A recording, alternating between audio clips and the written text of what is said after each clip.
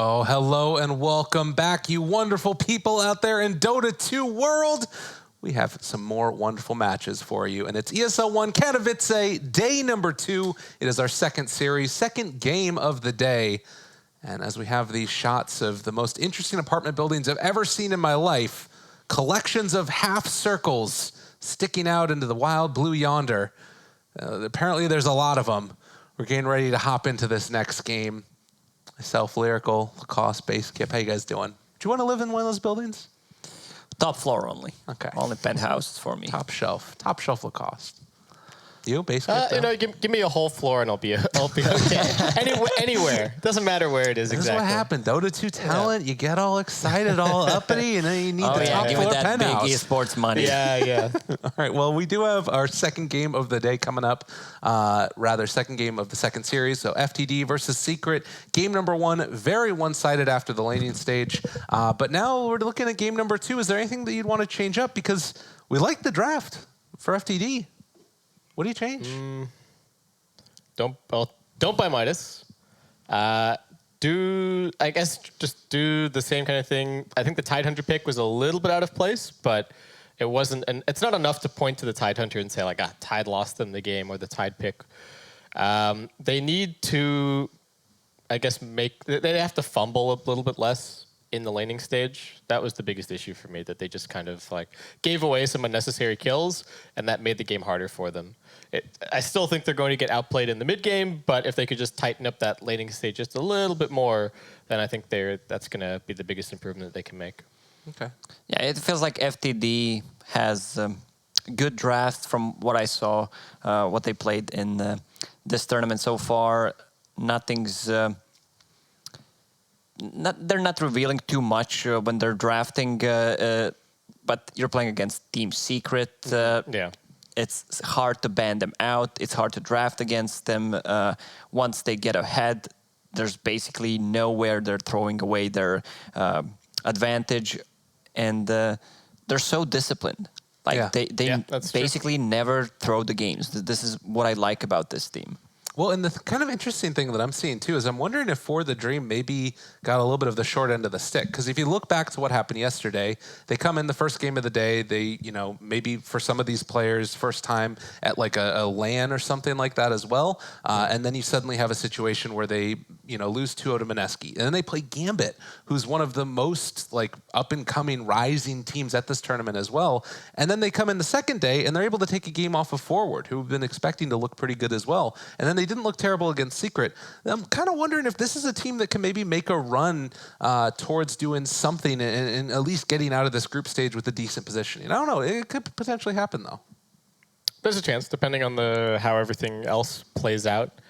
One thing I wanted to kind of talk about, and it's a little bit of a departure, is there used to be this aspect of Puppy as a captain, and I would say Secret as a team, where Puppy is sometimes a little bit prone to outdrafting himself. I would point to examples of stuff like various TI finals. There's some Nyx Assassin picks. There's a few instances along the way in Puppy's career where he has been known to outdraft himself. But I don't think that's been happening so much with Secret recently. Do you feel like they've actually gotten rid of that kind of aspect? Because that always let's take an example. During CQ Major, they picked Luna as position 4, and they dominated. If they lost that game, that's true.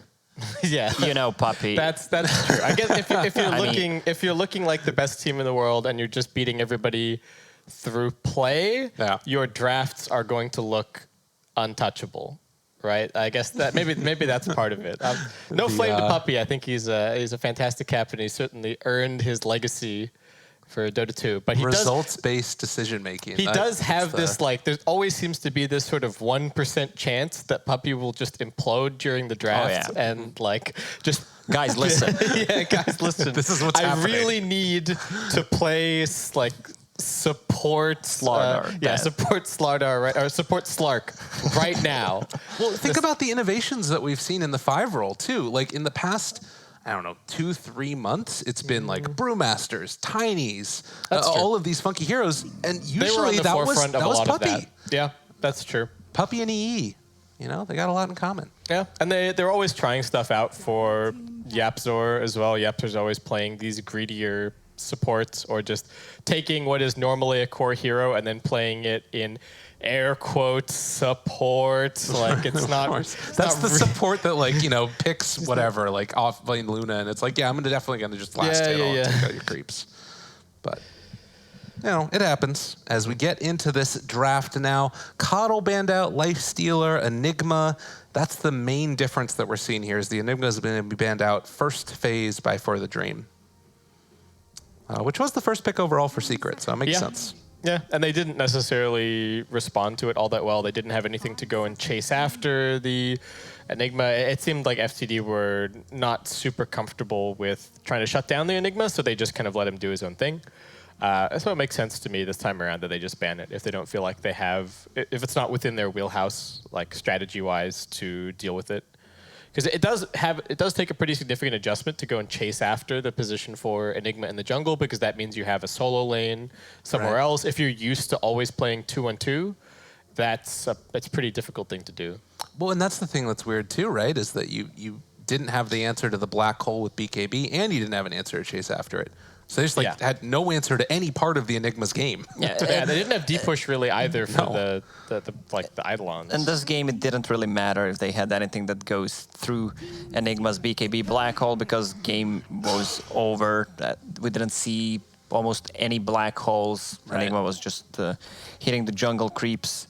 But if you want to take a fight in the mid game and late game, you always need to take care of that, to have something that pierces through the BKB.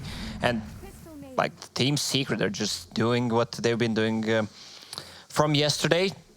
Lashrak Crystal Maiden, we saw Lashrak being played without CM in the previous one. He needs a lot of mana, but with his itemization, he becomes so tanky. Yeah. You get 2 crowns, you get level 10 talent armor, you get level 15 talent extra strength. This hero, usually when you think about Lash, I'm just going to kill this guy, he's a really low HP hero. He's not anymore, especially with this kind of a build. This is a little bit disconnected from this game, but I'm really excited to see tomorrow Secret versus Gambit, if Gambit pull out their Nyx Assassin some more. I'm just trying to sit here and theory craft about Team Secret are very clearly just kind of going for at least in terms of the openings, they're going for the same things every time. They've got some comfort picks and they are just cruising. And it can sometimes be good if you know exactly what the enemy team is going to do. You can set up a little bit of a trap potentially. So I don't know, maybe Gambit can. They've got a lot of information to work with now, being the last team that has to face off against Secret. And I don't think Puppey is going to be one to try and change what he's doing to address Gambit either. Gambit is going to be the one that are trying to react to Secret. Also, For the Dream, going to go for a tried and true classic combo in the Lich and Juggernaut, a really strong laning combo. But I'm wondering if it's even enough to keep up with how fast Leshrac is early on. Can you slow him enough to kill him off? I mean, he can just pop the Edict. It goes through his spin. It's physical damage, so Juggernaut should be careful. I mean, he'll be frost shielded. Yeah. Right, so. But I'm not sure if For the Dream, if they want to go for a hero like a Mag or a Grimstroke. Most of the time, they were first picking Grimstroke whenever they could. So it says, though, for Frost Shield that it's reducing damage from attacks against you. Oh, is it only attacks? So I don't think that it would even matter. That's one thing to think about also. It's just how much damage that Leshrac It doesn't matter what it says. We discussed yesterday about Dota tooltips. There are a couple of them which are wrong. Let's see here. You know what I found out? We were talking about earlier. The Fusel Blade, if you use it on a creep, it roots the creep. Which is pretty bizarre. That's crazy. I'm going to be totally honest. I thought you were crazy when you told me that. I'm like, what? But yeah, just you're par right. for the course. Yeah. Okay. Yeah. So Frost Shield does not reduce physical spell damage. So the Edict is still going to do full damage against Jug, even with the Frost Shield. There you go. And now I know. Hey, easy peasy. It's a Rubik now with the Bane taken as well. It's a pretty good Rubik game against these Secret heroes, but it's almost when you'd wish that you had the old Null field. Yeah, that's true. This is one of those situations where you might actually want the null field magic resistance instead of arcane supremacy. But still decent Rubik pick. I think it does make their lanes a little bit weaker, which I worry about somewhat. And Secret looking like they're going to play this a little bit more straightforward than the previous game. No waiting around with the jungle. This is the hero that I wanted to see yesterday when Team Secret was playing. They picked 5 squishy heroes, and I think Tiny was banned out in that game. This could possibly be a really good Tiny game. Crystal Maiden, Bane, Lashrak, not too much HP, even though if it's a core Lash, then it's probably going to be. He's going to tank up a little bit. Phantom Assassin as well, really vulnerable to spell damage. So good Tiny game. And I think this is why we've been seeing less of the Tinies, because there's these other heroes like the Juggernaut, the Life Stealer, that can just pop BKB through Avalanche. The damage that comes out from Tiny is going to... I'm wondering even actually if you just go for like a Yule Scepter first on Lesh to be able to try and stay away from that.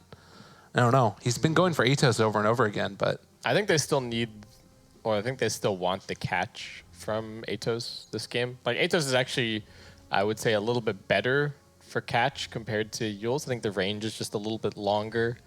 So I think I'll probably still go for the Atos build-up. I meant more for like the defensive purpose of like being able to dodge away from the damage coming from Avalanche toss. Yeah. Well, I just don't think it's. I don't think it's worth. So what I meant is that I don't think it's worth compromising your initiation to have that extra like survival against the Tiny. I think they still need him to go Atos unless they pick up some other. Like, unless their mid ends up being something with catch, like if they have a Kanka or something for mid, then maybe he could get away with a different build. My question about the Tiny is, where do you guys think he's going to be laned? Do they try and put the Tiny mid, or... No, never mind. Okay, so Tiny's in a side lane, and Queen of Pain is probably mid. Though they could swap it around. People sometimes play Quap side lane. Sometimes. Yeah, it looks like Queen of Pain mid. You don't want to play against nor Crystal Maiden, nor Bane. No. Set up from Bane into Lash Stun, or just Frostbite from Crystal Maiden to keep you in place. You can blink out. I like the last 2 picks from FTD, though. Like you're saying, Secret or Squishy and FTD have picked a lot of burst in their last 2 picks. But likewise, doesn't she just get blown up by like 1 Frostbite and like a crit from PA? Yes. Like Quap is going to have to play very carefully this game. Like... Oh, Snapple. Oh, man. It's happening. Get your resident sleepers out, Chad. It's a PogChamp time. It's a mid 1 Naga Siren. Hey, what do you think? Is this the Quap counter? I'm excited. Just net him? He can get rid of Shadow Strike. Yeah. Keep Queen of Pain in place, especially if someone else rotates. A lot of kill potential on this Queen of Pain, even though you would not expect a Naga Siren to threaten Queen of Pain like this, but she can also spam out her spell because of the Crystal Maiden. It's fine, I guess.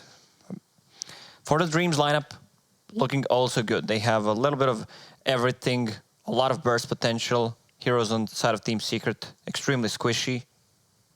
This could be a closer game than what we had in game number 1 for sure. All right.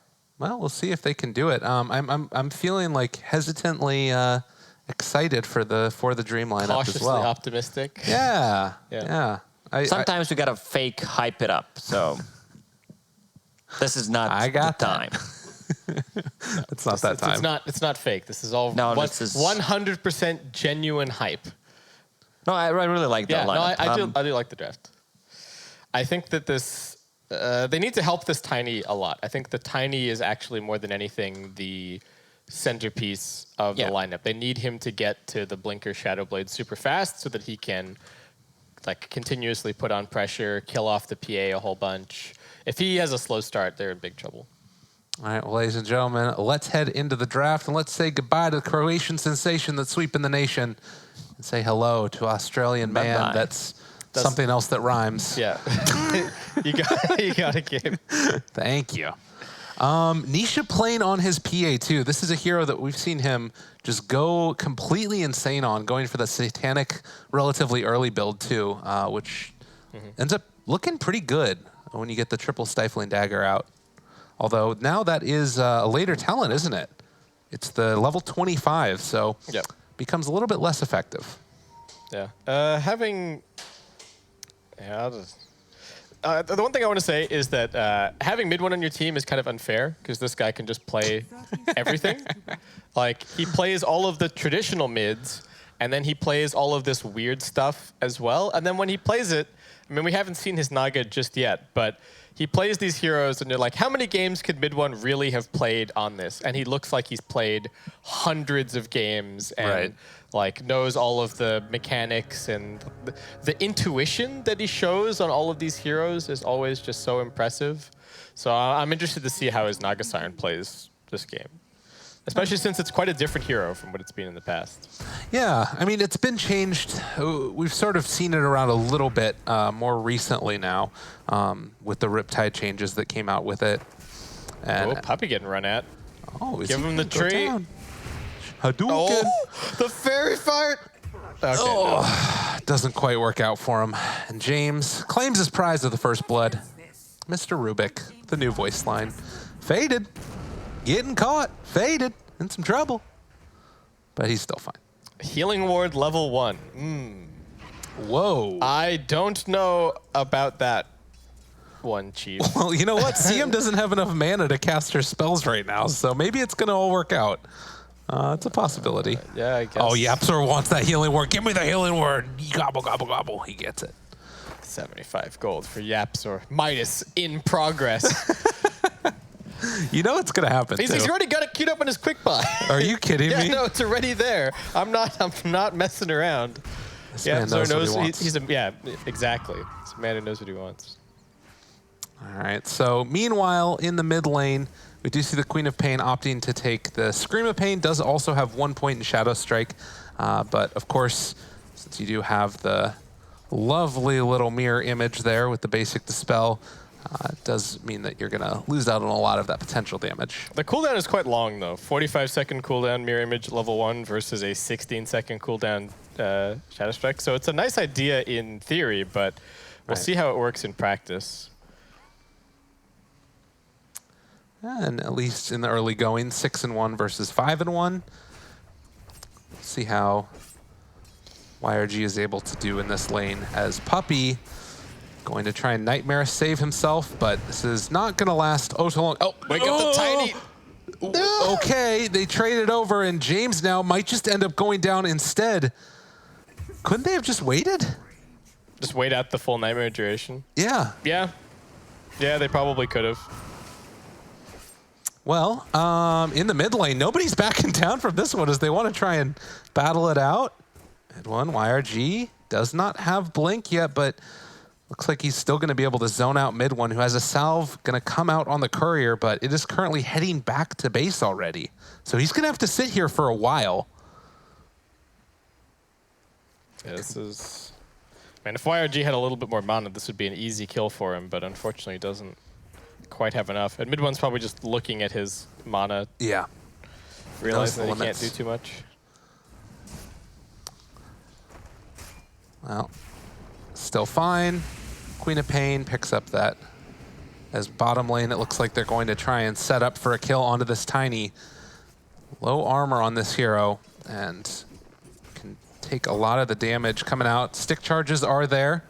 It's going to keep the Tiny a little bit more survivable, going for the 1-1-1 build. But Puppy is really just the bully here after he denied himself to those neutrals. Back up at full HP and mana yet again. Avalanche toss, not quite enough yet. Nisha gets the jump away, but the punch comes and able to find the kill. And, well, Tiny running away, juking through the trees. Puppy, does he find his man? The toss back away, trying to escape. Able to juke out of there and the Nightmare down, but Puppy can't find him. And the Tiny is going to escape. That was really nice. Nisha doesn't have a point in the blur just yet, so no chance for him to dodge that last auto attack from the Rubik, and is a pretty squishy hero. This is what the Tiny is for this game, just finding the PA and bursting her down time and time again. So Secret, the one problem is that Secret, this top lane is going really well. The Jug's not farming all that fantastically, and Zai wants to run down the Lich here. I mean, he's at super low mana. What was that? What in God's name was Zai doing? I am not sure. Zapsor, can he chase that kill? I guess not. All right, well, there you go. It's 4-1 in FTD's favor. They've got the gold lead They're circle. doing it. It's happening. And Kyon, he's actually going to be in a really good position here if this laning stage continues on like this. Well, Fady getting run at. He's got enough for the spin with the stick charges, and he'll be okay. But yeah, I don't know. For some reason, I thought that this FTD dual lane was going to actually find some kills up here, but Secret just got their boots so quickly. Yaptor starting with boots and Zai farming up to his, and Faded still doesn't have his, so tough situation. And top lane, they're actually diving Faded. I'm almost wondering if Zai intentionally killed himself so he could come back with like full mana in this, because if they solo kill Jug here, it almost feels like it's potentially worth it. YapzOr doesn't quite have enough mana for the hit yet and trying to walk away. Faded still running, but does eventually die. I mean, is there any credence to that idea? I think he would have been okay to die if they had secured that kill, but okay. It was a little bit weird. Oh, QX, go, bounty runes. YapzOr needs to run, but the Frost Shield eventually brings him down, and this Lich is doing everything and a bit more. But Zai will find his man in the end. What a bloodbath of an early game. Be interesting once the Queen of Pain starts moving as well. FTD have some really nice rotation potential on all of their heroes. They've got ultimates that they want to use pretty much immediately. Jug wants to go and get kills with Omni Slash. Quap wants to be finding kill after kill with the Sonic Wave whenever it's up.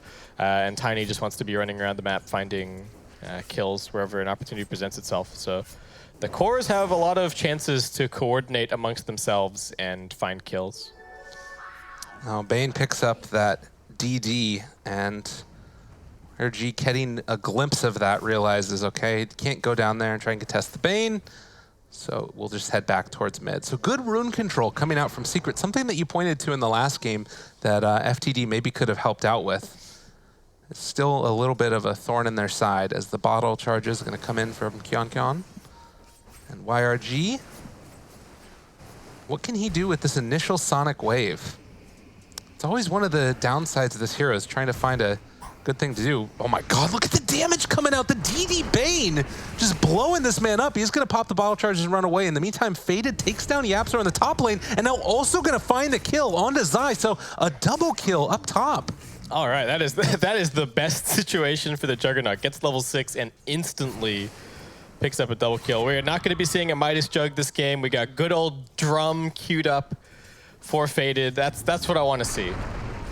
Have a toss yet again. Nisha in some trouble, but Kyon can't find the kill and instead is almost going to go down himself. They have a little bit of vision laying over from the dagger, but no. He is going to hide off in the trees and can TP back home if he needs to. Meanwhile, James is going to need to retreat. This puppy is still bullying him back. So this Tiny has really lived just by the edge of everything, but he's still really struggling in terms of CS. You sometimes see patch notes and it's like, oh, such and such hero base strength reduced by 1. And you think to yourself, how much is 1 base strength, really? And then you watch these games that we've seen over the course of this tournament. Like, there haven't even been that many games. Right. And I feel like we have seen so many team fights where heroes are living by the skin of their teeth. Like, down to single-digit HP. And that is exactly where those little changes in base strength and strength growth actually matter quite a lot. It's one of the downsides to run into the Hellbears with the 3 creeps, get clapped on, but it's okay. We'll be able to take it down. Does look like 4 heroes rotating top right now for FTD. They wanted to make something happen with the Quap, and they will find that kill onto YapzOr in spite of the good stun coming from Zai. So they make that quick rotation, get a kill. Now going to head back towards mid afterwards before mid one can push this creep wave too far forward. Quap still has this arcane rune. Thinking about it. Oh, no blink though. Yeah, and it still is an observer ward here, so mid one knows exactly what's going on, and just gonna head back to farming. Is going for kind of your max farm build here. No points in Ensnare, no points in the Song of the Siren. Really just going to be AFK farming. And all the stats too, the triple Wraith Band. Stun goes out there, onto Faded. He does have Omni Slash back off cooldown. YapzOr in his sights. Does he want to go on him? Can't quite get the angle. And instead, Zai just turns it back around. This is a really bold move and gets the vision there. Zai, as he comes out of this one, does have the Blade Fairy, but still the Diabolic Edict doing a good bit of damage. Who's going to die first? Zai goes down. YapzOr, though, able to clean up the kill afterwards. And QY, QX also going to be killed off by the supports most likely if they can get the vision onto him, but he jukes down to the south, he gets over to the side and they find him. So it was a cute idea, but Lich eventually will get taken down there. A root onto the Quap, still sticking around, doesn't want to blink away, it looks like, as they bring in James. And the lift up Sonic Wave is available, pops it, gets the kill on a mid one, big plays. Does have blink again in 4 seconds, although Puppey finds him, and now Zai looking for that stun will get that one as well. So they managed to turn that one back around, but still with the kill on the mid one, it's pretty valuable. Yeah, nice kill. I think the top dive was not worth, though, getting Zai and losing 2 in return with only Puppey having to TP in. We're not completely free. Oh, actually, wait, maybe we are. I was about to say we're not completely free of the Midas Scourge this game, but Nisha has removed the Midas from his quick buy and now just has some power treads queued up. I really thought that he was just going to go for kind of like smaller items this game. Oh. Zai, after picking up that invis, yeah, he's just going to take down the Lich. Oh, man. Quap, it's a hero that we just haven't seen in so long, I feel like, that you can kind of forget how much damage gets dealt just by virtue of the Scream. He's going for the maxed out Blink build afterwards. Yeah, the Shadow Strike's been buffed up a lot, but I guess they just... This game, the Quap is all about the burst damage. That's what they're picking her for, so may as well max out the Scream of Pain.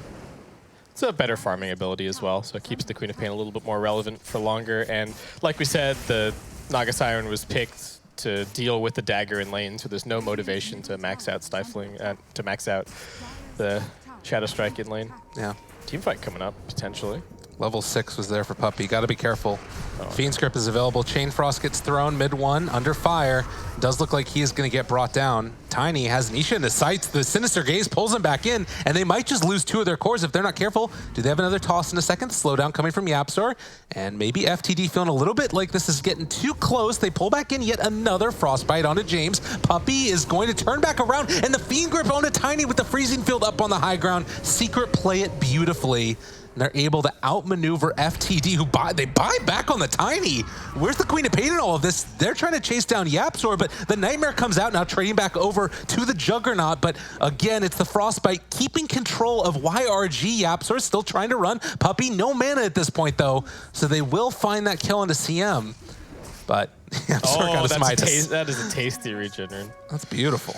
So what happened in that fight is that YRG was chasing after Zai and did manage to kill him under the tier 1 tower, but that made it a little bit difficult for FTD in the rest of the fight, and good positioning from both of the secret supports to find that turnaround on the Tiny.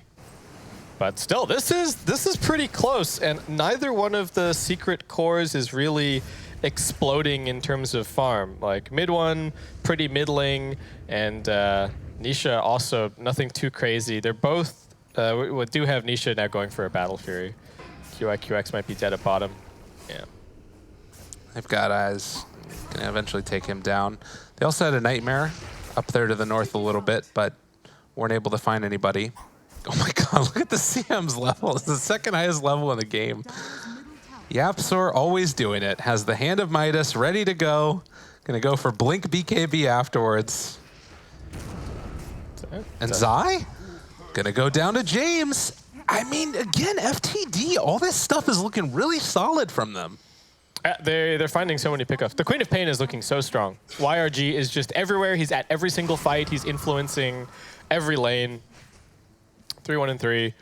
Doesn't even have the highest like kill participation necessarily, but FTD also gearing up for the sort of next stage of their plan. Like they got to get this Tiny's item online. That's I think the biggest concern for them is that if they don't get the Tiny an initiation item and they don't get him more levels soon, then I think they're going to start tapering off a bit, and they're just going to get out farmed by Secret. Zai looking to chase here. Nisha also under the cover, but the Omni Slash actually just takes down Yapzor on the other side. And the Sonic Wave comes in, they blow up another. Nisha's gone forward too far as well. They're gonna catch 3 of them here. It looked like it was going all Secret's way, but FTD show up in numbers, and they punish. They're getting kited. Zai has this drum build, but they don't have the Atos that he's normally been going for because his game has not been it hasn't been as dominant as some of his other Leshrac performances. He popped everything, popped the drum, and then FTD just kind of walked away and reset the fight somewhat, and then came back in. I think Secret are actually starting to run into some initiation problems, and FTD are kind of exploiting that.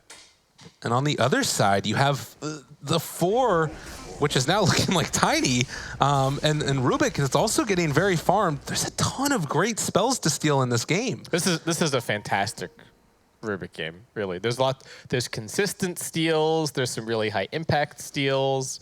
And the Fiend's Grip is easy to get your hands on. The Freezing Field is super easy to get your hands on. Leshrac Stun or even the Edict is amazing. So very, very good. Man, and you look at this, Zai's gonna do some fun little shenanigans here, hiding behind the tree line and still getting the Edict damage out, but they will get caught with the glyph there. And in the meantime, it's FTD that are moving towards the mid lane and getting the tier 1 tower there, a much tastier target to take. Where's mid 1 gonna go eventually? This is a hero that I haven't felt any impact from the Naga Siren yet. Yeah, I'm really not sure. It's he's gonna try for this tonight. He's thinking about the song. Okay, song forward. Faded is there as well, and the song is catching onto the Tiny, but they also have the Lich in the area, and mid 1 is just completely surrounded. They steal song too, and it looks like this is gonna be a dead Naga Siren. That was, ugh. I guess Zai does get the tier 2 tower in the top lane while this is happening, but simultaneously you're going this, and there's a catch-up Midas on the PA. Oh no, please, Nisha. All right, that's not playing to win, baby. I mean, of course they're trying to win, but still, it is a rough one. It is a rough one. Yeah, FTD are just going from strength to strength. They still don't have a net worth lead or anything, but they are. The biggest thing for me is that they've been using the ult really effectively, especially the Jug. I feel like Faded has gotten a lot of value out of Omnislash this game. He got level 6, immediately got the double kill. He's been coming around to fights. Just the last one, he only killed off Yapzor, but FTD do have both of those big ults up and ready to go once again. So I imagine they're going to be looking for a play in the next little bit. They have the song to disengage as well if it goes badly, so why not just try for something? There's really no reason not to. Yeah, maybe even just getting Roche, potentially. Could be really strong. Yeah, well, the song's on cooldown. And you just look at, it's, no net worth lead right now, really. It's Secret that actually have a slight net worth lead. But the effectiveness of the items coming out from FTD is going to be a problem for them if they take advantage of it now. Like, this Lich is going for a mech. Yeah, the effective net worth lead is much higher because Secret have double Midas. The attacks... Oh, this is big, though. Queen of Pain gets caught out, and the Fiend's Grip is there. Can they kill her off? Yes. YRG goes down, and that is huge. This is a hero that cannot afford to die. Can they get Nisha, though? Probably not. He's got a ward here, scouting things out, so just pops the blur and away he goes. This is the type of thing that Secret definitely needed to get their feet back under them, and now you can go into the split pushing ways. It looks like Zai is gonna force a reaction at the very least. Yeah, this is huge. Look at how much damage gets done to this tier 3, and they're gonna TP everybody back. They need to bring somebody to the shrine. No, but the song is out, stolen away, and they're gonna be able to find themselves Zai. So they chase down Nightmare to try and disengage, but Zai will get killed off. Still space created is what you want to see.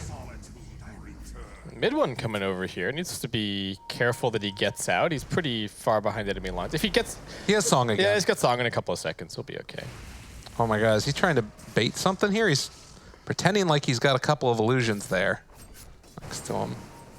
I think he might be an illusion himself, but he's just going to cut the creep wave. And this is something to be considered. And maybe it's why that Midas on the PA looks a little bit better, because you can cut the wave so much more effectively as they just burn through. Oh, the TP... Vision. Interrupted, James found him, avalanche toss, and no time for a song. FTD kill him off. Well, it was a cute play up until it wasn't. And I don't know, I feel like I jinxed mid one a little bit. I said at the beginning of the game that mid one always looks so good on these heroes that I'm not even sure he's really played that much. But the Naga Siren is looking a little bit less comfortable for mid one. This is a really nice kill if they can get it. Fiend's Grip in a little while, but they also are going to have the timing.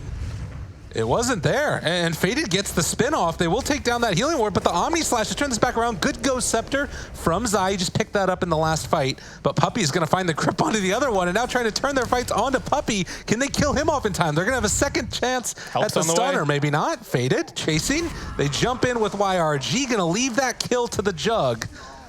It looks like the Yule Scepter lift up. Zai just wanting to escape, but YRG has a Yule Scepter of his own. The Arcane Supremacy, everything else, and the kitchen sink. Zai is also gonna die. FTD are fighting with Secret. So Secret just seems to be playing to make space for Nisha, it kind of feels like. Ooh. Toss away. And it looks like they don't want to fully commit for this because they know immediately FTD is going to show up in numbers, and Nisha gets the other bounty rune, but this is going to be a dead Yapzor. I don't think they can find any more afterwards, though. But you just keep this consistent frenetic energy from FTD and trying to keep the pressure on. Yeah, the best thing that their lineup has going for it is that any combination of two heroes on FTD can pretty much kill anybody on Secret. So it's not obvious at all for Secret who they need to avoid. It's not one of these games where, like, if it was just the Tiny who could threaten, then any time that Secret could see Tiny on the map, they would know that they can shove lanes really aggressively. But because FTD have the Queen of Pain and, like, even the supports to a lesser extent, it makes it that much easier for them. Zai again finding the stun. Beautifully played, and the healing ward is going to get taken down. Puppey there with the Nightmare, but they show up with the Tiny, also able to run through here, and James is also in the area. Faded, able to get the spin afterwards. Zai thought he was going to be able to get an easy kill, but it doesn't work out that way. Yapzor needing to run away now afterwards. Hits his Midas, tries to run. Avalanche comes out before the Nightmare was there, and he's going to have a toss afterwards if they can wake him up in time, but doesn't look like they're going to go for it. Song coming out. Mid one is here. But I think it's just going to have to be the disengage. He's here. The toss comes again. They're going to chase down mid one. Sonic Wave. It does not connect. YRG, what are you doing? Is it going to be enough regardless? Yes, they still find the kill on the mid one. They're going to take down Puppey. 20 armor ain't enough. As also going to fall Yapzor. And they steal Freezing Field. Oh, man. FTD are looking really, really good. This top 2-3 still getting a little bit low, and Nisha is still farming this entire time, but he isn't #1 on net worth. I don't even know if this Midas was a better decision than just going for like a Battle Fury, really. I think if he was just going to sit back and AFK farm, that the Battle Fury may have been a better choice. Maybe he felt like he was really far behind on levels as well, but yeah, so you could still have that, in theory, insurance policy of the Queen of Pain, but Nisha still needs a couple more items to really be all that scary in these team fights. And I mean, the other thing, too, that I'm looking at this is I'm just thinking about the dynamics that we were talking about since the very beginning of this tournament. Everybody's building Midas. What does FTD do? They build fighting items and they just run at them, which it feels like it's the natural answer to the Midas meta, and it's kind of happening. And this is not a team that should be beating Secret. My biggest problem with Secret this game is that they don't... Oh, Freezing Field? Nope. Yeah, that was... I mean, that was a bold play.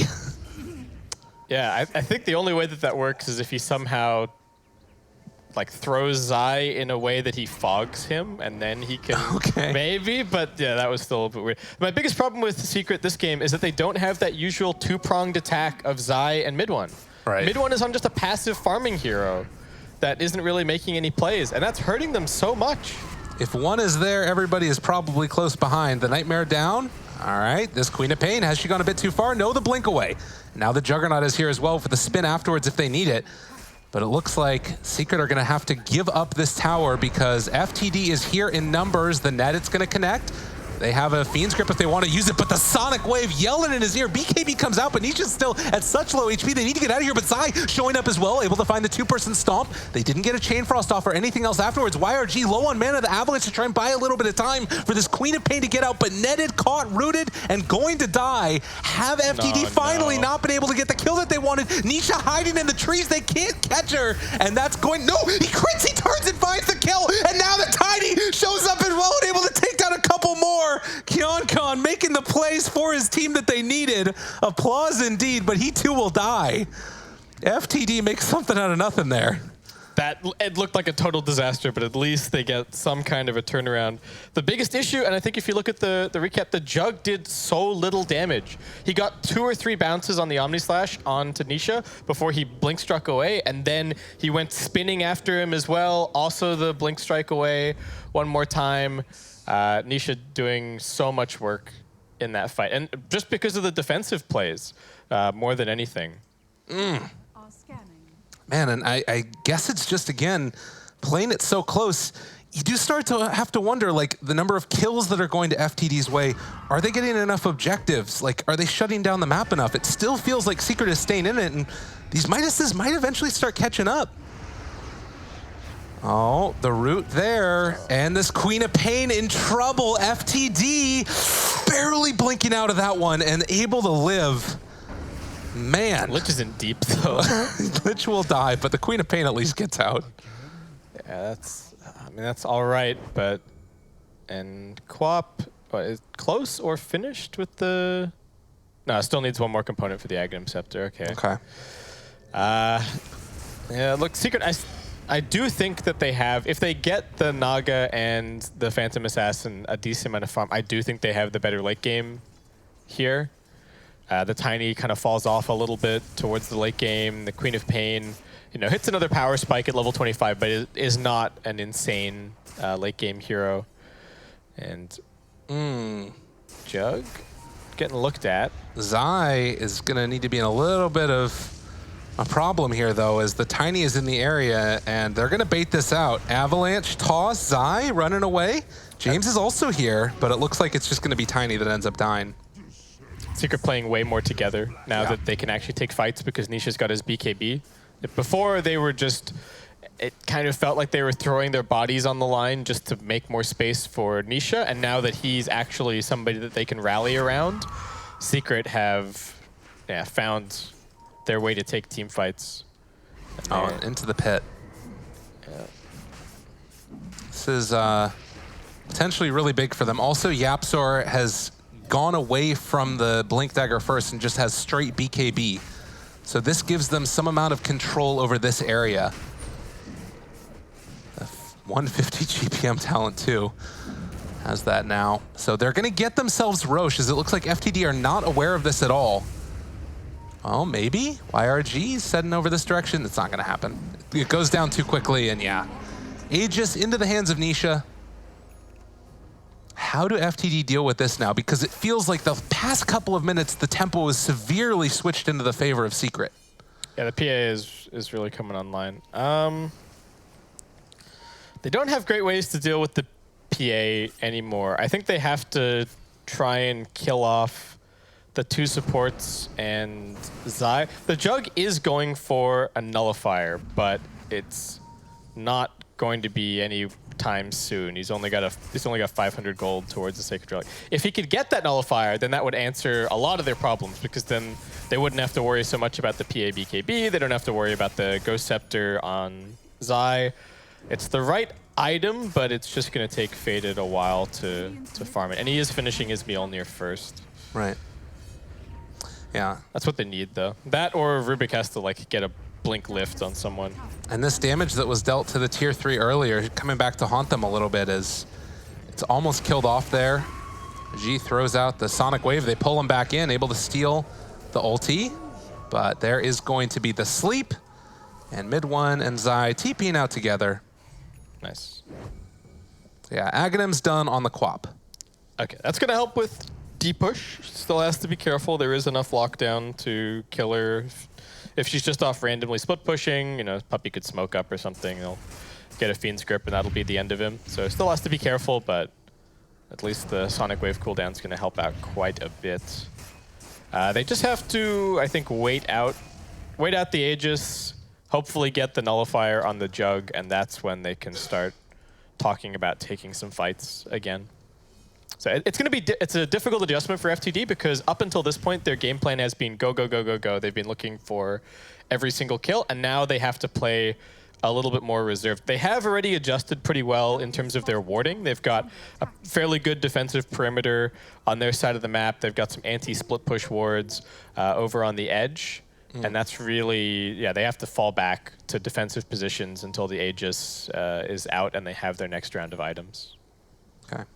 But Secret are getting items too. We got a heart on the Nago. We got Leshrac with a BKB. So Secret also scaling. And their talent, I mean, just the Midases themselves, it's going to start to make a pretty big difference. Levels-wise, you've got a pretty significant lead on everybody that's not named Puppy on Secret. Yeah, we're also getting to the point where Yapzor could potentially... Like we talked last game about the Blink BKB Black Hole being potentially fight-winning and game-winning. More scary. It's the same thing, except this time it's Blink BKB Freezing Field. And that's going to be very terrifying, especially since he's so close to level 20, picking up that 60 freezing field damage talent. They do have some answers, like the Sonic Wave. Actually, there's no way that the pushback on the Sonic Wave, but it's still enough damage that might be able to kill her off if she's relatively low HP. Potentially. Yeah. So mid one finds that kill onto James. His farm has come back down to earth as well. As both him and the Tiny are below CM at this point in the game. They're hovering around that 7,000 net worth lead. And FTD needing to find a way to close this one out is not easy by any stretch of the imagination. And the other thing is that Nisha talked about it, going to be going back for the Basher and actually looking like he's just going to keep up that Satanic first. Yeah, the pace of Tiny's game has been the biggest problem for FTD, I think. Right. Like, this Tiny just has no items. It makes it really hard for him to get more than one combo off in a fight, since he doesn't have the BKB to be able to reset or anything like that. And here comes the slow siege of Secret. Not so slow, actually. Not so slow with the Diabolic Edict. God. And the D push, they need pretty much just that Sonic Wave every time used for it, but then they're kind of running out of damage in the fights afterwards. So 3 seconds left before it's back up again. They're taking down this tier 3 tower, and it's really not that dangerous for them to play this way because mid one could just scream or rather sing. Sometimes it makes you want to scream, and then just TP everybody out. Yeah. Secret do play carefully because the Aegis is just about to expire, 10 more seconds, so they don't want to do anything silly. Forcing the high ground. There is the chance that Nisha gets blink lifted and then just popped before he can get the BKB off. So smart to just go and play defensively for a little bit, make sure that he gets the Satanic. It just expires and the song immediate reaction. Mid one knew what was coming. They're able to get out of there afterwards. So that smoke up had a chance to succeed, but FTD not quite quick enough with the fingers. Yep. And Zai immediately moves into position to just go and threaten bottom again. He has been dictating FTD's movements so much this game with his constant split push on the Leshrac. He's going to send his one illusion up towards the top, see if he can pull them up there. Looks like it's not quite going to work. AoE Shadow Strike for YRG. This is what he played in the last series as well when they were playing against Forward. Same type of build. Yeah, the spell life still just doesn't feel like a relevant amount a lot of the time. So I think this is nice, especially you start getting to the point where it's a little bit more difficult to clear the waves. Like the Sonic Wave isn't one-shotting everything, or just a Scream isn't killing everything, so you do have to have a little bit of extra Shadow Strike damage. Yeah. It means you can like Sonic Wave, one wave, blink forward onto the next one, Scream plus Dagger, that'll die to the Dagger, and just keep going. God, it's cool seeing Queen of Pain back again. I hope we see more. I don't know if she's back, but yeah, I'm glad to, see her in this game. That's true. FTD have picked her twice. Yeah, right. And who knows? They might even win with her twice. They won the first game, and there's still a chance here, though. Secret are nursing that net worth lead. Shadowblade Tiny so often has been one of the answers to teams that go for this split pushing style, but they don't have those bots that they need to make the play. It's going to be an avalanche and a throwback on top of the Jug, who is going to mute this Bane and then eventually kill him off. So Nullifier done, and now the lift up onto Zai as well. They've got vision by virtue of that ward up on the high ground, pushes him back, the Sonic Wave, and Avalanche toss, and they set up for it beautifully. They take him down. Oh, that's really nice. I was a little bit worried that the nullifier reveal didn't turn out to be very valuable, but then they also found the bonus kill on Zai. So Secret not well equipped to deal with this at the moment. They don't have, no one's building a Lotus or anything like that. But Nisha with the double damage finds James and makes a very quick work of him. That is terrifying. Yeah, the level 20 armor corruption talent as well. Lich as well. Nisha's coming. There it is. The frost shield's only going to help him for a moment as he just gets obliterated. 1700 crit. God, and the entire duration of this double damage, FTD needs to stay away. Just run from the PA. Whatever direction the PA is in, you run the opposite direction if you're FTD.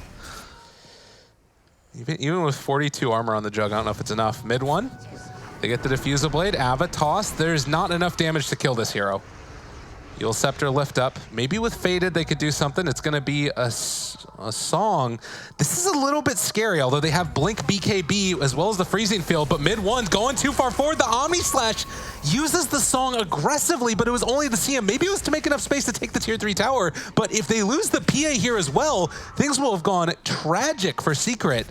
As YRG runs forward, Nisha there as well. They jump forward, try to find this kill onto the Queen of Pain, but everybody else is showing up. Zai is here with the BKB though, but the blink away. Queen of Pain able to escape for the moment. The Shadow Blade keeping that Tiny alive and able to go for the spin walk away. Faded, is he gonna die also? Avatos, Puppy still living. Blink out of there for the Tiny and the pause. A little bit of lag calls Faded. And it looks like they're going to go immediately afterwards. A lift could come out in just a second from James. They're trying to run away. Puppy. Nightmares himself. That's not the player. No, that was stolen from Rubik. Excuse me. James is going to get killed off by Nisha now. But with the buyback from Jugs, they need to find something. And Yaps are wanting to do it. There's the Sonic Wave pushing him out. But it's not enough to stop down the freezing field. And, well, all things have fallen apart here. It's fallen apart for FTD. It falls apart for our camera work as well. Rubik stealing that one. The buyback coming. And it looks like they are going to find that kill onto Yapsor as well. Apologies as that one dies. And Nisha also too is going to go down. So Secret completely crumbling here. Well, in the face they bought back though. In the face of some buybacks, yes. They got the Jug buyback, the Tiny buyback, and the Rubik buyback. So what can they do with these buybacks now at this point in time with a couple heroes dead for a long period? Well, Roshan could potentially be up, but it's respawning in 40 seconds. FTD just have to get the lanes out. They have to get the lanes out as far as they possibly can, and then hope that they can secure the Roshan. But James is dead again. It's a dieback for him. Not great for the Rubik. Oh, YRG. Nightmare comes out. And BKB even used here. He had to against the Nullifier. Scary stuff. Mid one. They jump forward, find the Sonic Wave kill onto Puppy, but it's only for the support. And mid one looks to get out of this one. They do have the Orchid as the BKB is going to wear off in a second. Zai is moving into position to try and take this, but there's the Nullifier. They pull him back in. Avalanche toss, getting that kill. And now Zai, he's also shown up to try and help his buddy. The slowdown coming from that dagger. But it looks like the buyback from mid one is enough to keep them back. Game's getting weird. Roshan's up, but FTD haven't scouted it yet. Oh, have they forgotten about this in the midst of all of this action? No one's checking it. Oh, man, FTD, I think if they'd... It would have been really difficult to go for because they're playing against the Naga Siren, but... I mean, and again, like the past couple of minutes have looked quite bad for Secret, but it's still this huge lead that they've built up where it's not necessarily the biggest deal in the world. And Zai finds himself another kill. They're still keeping that lead at least at the 10K mark. And this Roche is kind of feeling like potentially a nail in the coffin. Yeah, this Roche is going to stabilize the game a lot for Secret. How do FTD contest it against the Naga Siren is the big problem here. I mean, Naga's in there. They have to somehow lock her down. Coming out. Can they do anything? They need the Nullifier, they need the Omni Slash, but the Snatch of the Ages, they have the grip onto the Tiny, and this is where the game falls apart completely for FTD. Gonna try and spin, get out of there. Can they kill off anybody at all? Zai takes down that Lich. YRG has to blink and get out of there in the duration of the BKB. They're gonna lose James as well. This is no buybacks on any of these heroes. They were used earlier. And FTD left with only the Quap and the Jug to defend against Aegis and a whole lot more. And the Omni Slash is not going to be enough against these super tanky Naga illusions at this point, and 2 lives for the PA. They're running into damage issues now. Yeah. Eul Scepter. They caught the PA, Quap, and that's going to be another kill. Buyback comes immediately, but there is no answer right here. Secret taking down all of the buildings simultaneously. They have the diabolic Eden explosions as well coming from Zai. So all the damage in the world, the nullifier out as well, but they got him silenced, got him caught in the net, and Jug is gonna go down. 2 minutes done, and this is going to be GG as Secret will prevail and end this 2-0 over FTD. Very solid fashion. I still think a really good game from FTD. Oh yeah. They showed that Secret can bleed. I do still think that the big problem for Secret is Yapzor taking the fountain. All right, there's GG called. I think the big problem for Secret this game is the hero that mid one was on. Right. It really shows to me that a huge part of Secret's success in general and in this tournament is having Zai and mid one both on heroes that can make plays. Like Yeah. mid one being on a Pango or a Monkey King or whatever is so different, and Secret looks so different compared to him being on a Naga Siren. No. Welcome Cos? back. How you doing, man? I'm good.